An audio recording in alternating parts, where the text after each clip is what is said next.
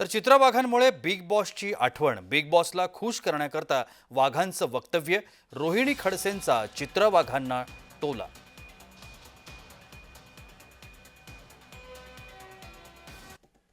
वक्तव्य खरं तर सभागृहाचा अपमानच म्हणावा लागेल. कारण एका वरिष्ठ सभागृहामध्ये एक महिला एका समोरच्या लोकप्रतिनिधीच्या बाबतीमध्ये असले वक्तव्य करते. खरं तर त्या सभागृहामध्ये एक त्याची गरिमा आहे. त्या गरिमेच्या हिशोबानेच तिथे वक्तव्य करणं अपेक्षित आहे. कुठेतरी जसं म्हटलं ना मी बिग बॉसमध्ये कसं असतं, जेवढं तुम्ही एकमेकांच्या बाबतीमध्ये उणी-धुणी काढणार, एकमेकांना गलिच्छ प्रकारे बोलणार, तेव्हा टी वाढतो आणि टी वाढला की बिग बॉस खुश होतो. तर याही प्रकरणात तसं आहे का, की कुठल्यातरी बिग बॉसला खुश करायसाठी उणे-धुणे काढायचे, एकमेकांच्या अंगावरती धावून जाण्याचे प्रकार करायचे म्हणजे बिग बॉस खुश होईल.